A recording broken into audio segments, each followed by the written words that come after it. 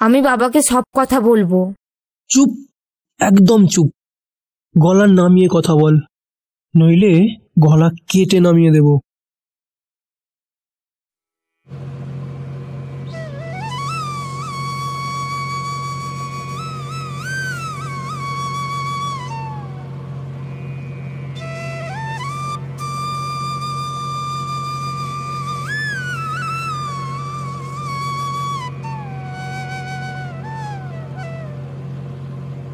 চাপাডাঙ্গা চাপাডাঙ্গা চলে এসছে, নেমে পড়ুন।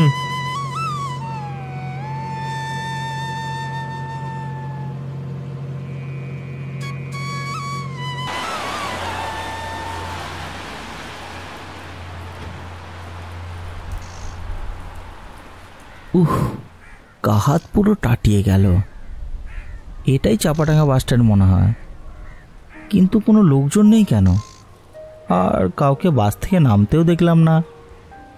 বাস থেকে নেমে দেখলাম কতগুলো জরাজীর্ণ বাড়ি, আর অন্যদিকে রয়েছে জমির পর জমি। মাঝখান দিয়ে চলে গিয়েছে একটা কাঁচা রাস্তা। কাউকে যে জিজ্ঞাসা করব তারও কোনো জোর নেই।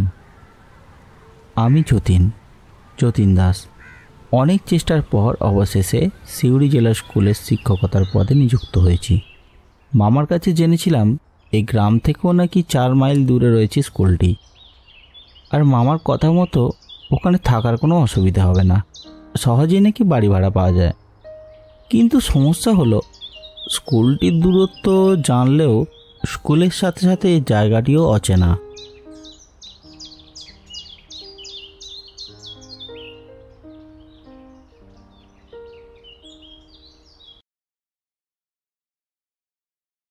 কিছুক্ষণ হাঁটতে হাঁটতে দূরে নজরে এলো একটা লোক আমার দিকে এগিয়ে আসছে।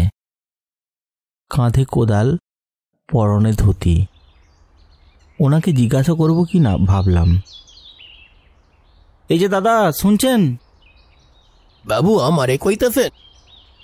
হ্যাঁ বলছি, এখানে সিউড়ি গ্রাম যায় কি করে বলতে পারেন? লোকটি আমার কথা শুনে মাথা চুলকোতে চুলকোতে বলল, সে তো অনেক দূর, পায়ে হেঁটে যাওয়া একরকম অসম্ভব বললেই চলে।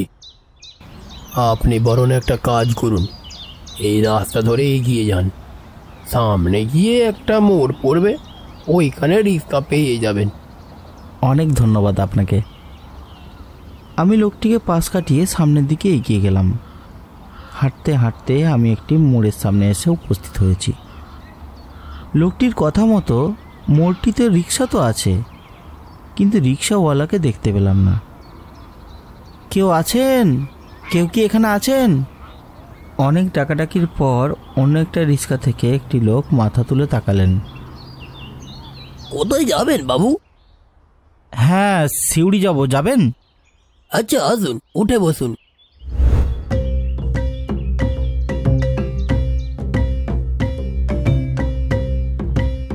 রিক্সাটা আপন গতিতে বেশ হেলেদুলে চলছে। অনেকটা পথ পেরিয়ে এলাম। সন্ধে নেমেছে।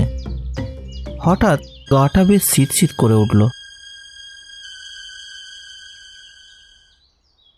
বাবু তা কোথা থেকে আসা হচ্ছে? কলকাতা থেকে। তা হঠাৎ এই গ্রামে? ওই চাকরির জন্য এসেছি। এই গ্রামে চাকরি? হ্যাঁ, ওই সিউড়ি জেলা স্কুলে শিক্ষকতার পদে নিযুক্ত হয়েছি। কাল থেকেই যোগদান করব।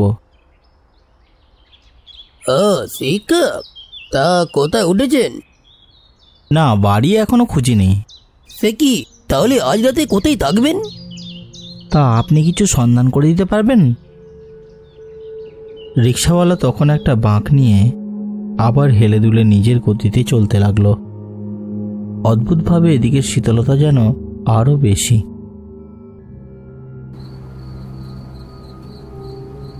রিক্সাওয়ালা বহুকালে নির্মিত একটি বাড়ির সামনে এসে দাঁড়ালো।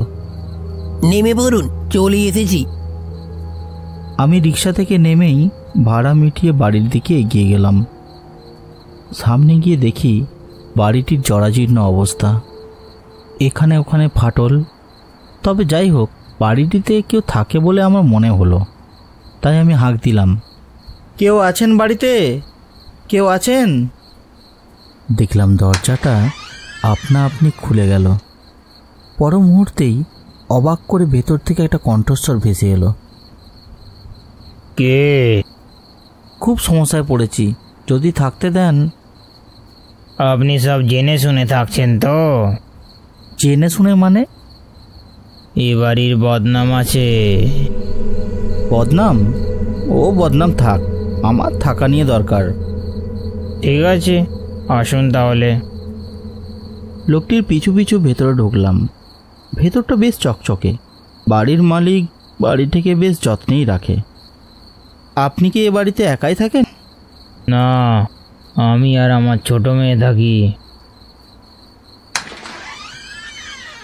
এই যে আপনার থাকার ঘর। আর হ্যাঁ, প্রত্যেক মাসের 4 তারিখে কিন্তু আমার ভাড়া চাই। সে আপনাকে চিন্তা করতে হবে না। বাড়িওয়ালার সাথে কথাবার্তা মিটিয়ে সারাদিন ক্লান্ত থাকায় বিছানায় এসে শুয়ে পড়লাম। অনেক রাতে হঠাৎ আমার ঘুম ভেঙে গেল। ক্ষীণ মেঘপুঞ্জের অন্তরাল থেকে জ্যোৎস্নার আলো জানলার পথ ধরে প্রবেশ করে দেওয়ালের একটা অংশ আলোকিত করেছে। ঘুম মাখানো চোখে দেখলাম একটা মেয়ে ঘরের দেওয়ালের সামনে দাঁড়িয়ে রয়েছে।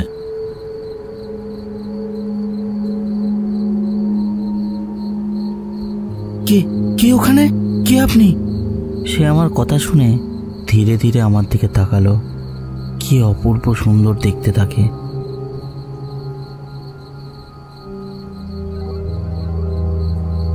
আমি এ বাড়িরই মেয়ে, আমার নাম তিথি। আপনি দরজাটা খোলা রেখেছিলেন কেন? না, মানে ওই ভুলে গিয়েছিলাম। আমি তাহলে আসছি, আবার কাল রাতে আসবো। কেন রাতে? কেন?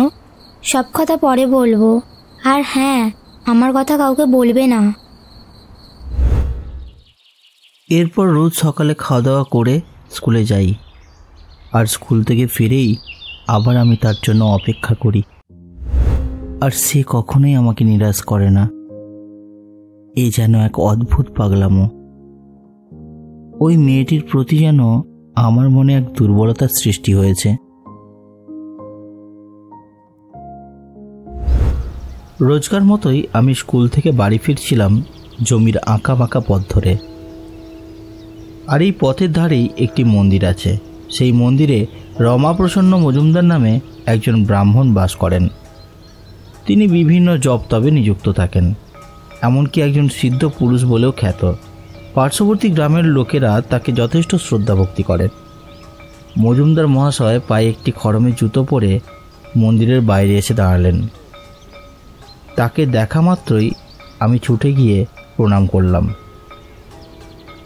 আশীর্বাদ করে তিনি বললেন, বাবা, তুমি কোথা থেকে ফিরছো? সিউড়ি স্কুলে আমার মাস্টারের চাকরি হয়েছে, ওইখান থেকেই ফিরছি। মজুমদার মশাই একটু চিন্তা করে বললেন, তুমি কোথায় বাসা নিয়েছো? এই গ্রামের দক্ষিণাংশে একটি পুরাতন খালি বাড়ি ছিল, সেই বাড়িটি ভাড়া নিয়েছি। মজুমদার মশাই অনেকক্ষণ চোখ বন্ধ করে বিড়বিড় করে কী সব যেন বলতে লাগলেন। তারপর কিছুক্ষণ পরই চোখ খুলে আমাকে বললেন, এই নে এই কবচটা, এক্ষুনি গলায় পরে নে, সমস্ত বিপদ থেকে মুক্ত হয়ে যাবে। আমিও কিছু না ভেবে নির্দ্বিধায় কবচটা গলায় পরে নিলাম। তারপর মজুমদার মহাশয়কে প্রণাম করে আমি আমার বাড়ির পথ ধরে চলতে লাগলাম। বাড়িতে ফিরে আমি আবার অপেক্ষা করতে লাগলাম। শরৎকালের পরিষ্কার রাত্রি, আকাশে এক ফালি চাঁদ। আমি শুয়ে একটু ঘুমানোর চেষ্টা করলাম, কিন্তু ঘুম এলো না। কোথাও দূরে একদল শিয়াল ডেকে উঠল। নিশাচর পাখি শব্দ করে উড়ে চলে গেল। এই অবস্থায় প্রায় ঘন্টাখানেক কাটল। আমার একটু তন্দ্রা আসতে লাগলো। তারপর আমি শুয়ে ঘুমিয়ে পড়লাম। সম্ভবত ঘন্টা দেড়েক হয়েছে। তারপর হঠাৎ দরজাটা যেন খুলে গেল। দরজা দিয়ে একটা দমকা বাতাস ঘরে এসে ঢুকলো। হঠাৎ ঘুমটা ভেঙে আমি দরজার দিকে তাকিয়ে দেখি সেই মহিলাটি দাঁড়িয়ে আছে। দেখলাম মুখের এক অভাবনীয় পরিবর্তন। মুখ দিয়ে রক্ত গড়িয়ে পড়ছে, চোখ দুটো যেন পুরো ফ্যাকাশে, আর তাতে কোনো মন নেই। ভয়ে আমার গলা শুকিয়ে আসছে। শয়তান, আমি তোকে বিশ্বাস করেছিলাম, আর তুই তার এই প্রতিদান দিলি। কি ভেবেছিলিস কবচ পড়লে বেঁচে যাবি? দেখবো তোর এই কবচ আমার থেকে কতদিন বাঁচিয়ে রাখবে। কে কে আপনি? আমি আপনার কি ক্ষতি করেছি? আর কত মিথ্যে কথা বলবি? আজ তোর শেষ দেখে ছাড়বো। আপনার কোথাও একটা ভুল হচ্ছে। মেয়েটি তার লম্বা হাত আমার দিকে বাড়াতেই একটা অদ্ভুত শক্তি মেয়েটাকে ছিটকে দূরে ফেলে দিল। দেখবো তোর এই কবচ আমার থেকে কতদিন বাঁচিয়ে রাখবে।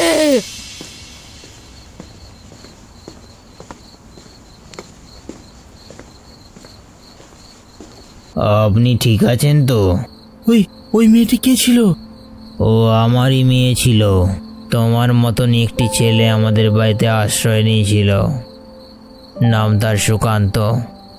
সে ধীরে ধীরে আমার মেয়ের মনে জায়গা নিয়ে নিয়েছিল। আমিও মেনে নিয়েছিলাম। একদিন সুকান্তর এই সমস্ত নাটক আমার মেয়ে হাতে নাতে ধরে ফেলে। ছি ছি ছি ছি, শুধুমাত্র সম্পত্তি হাতানোর জন্য আমার কাছে ভালোবাসার অভিনয় করলে? আর আমি এইদিকে, আমি তোমাকে বিশ্বাস করেই ভুল করেছি। আমি বাবাকে সব কথা বলবো। চুপ, একদম চুপ। গলা নামিয়ে কথা বল, নইলে গলা কেটে নামিয়ে দেব। ছেড়ে দাও আমাকে, ছেড়ে দাও। আমি বাবাকে সব বলবো। বেঁচে থাকলে তবে না বলবি?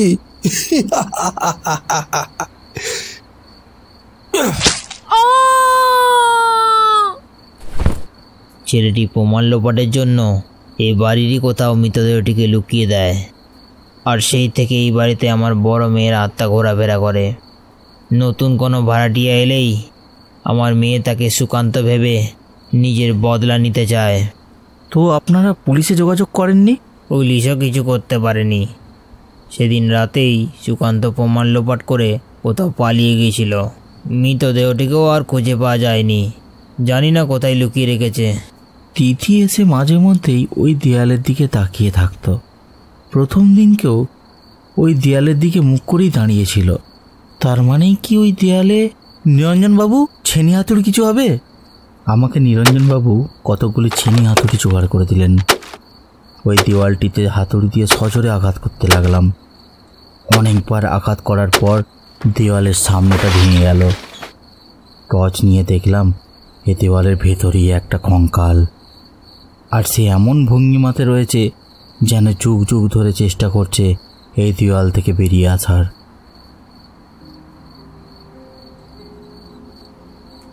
কিছুক্ষণ পর দেওয়ালের ভেতর থেকে কঙ্কালটিকে বের করে আনা হলো। নিরঞ্জনবাবু কঙ্কালের পাশে পাথর হয়ে চুপচাপ বসে রইলেন, কোনো কথা বললেন না। পরের দিন সকালে তিথির আত্মার শান্তির জন্য এ বাড়িতে পুরোহিত ডেকে অনেক কর্মকাণ্ড করা হলো। তারপর আরও 7 বছর কেটে গেছে, কিন্তু কোনোরূপ কখনো ভয় পায়নি। তিথিও আর আসে না। সেই কবচটি এখনো ধারণ করে আছি এবং যতদিন বাঁচব ততদিন ধারণ করে থাকবো।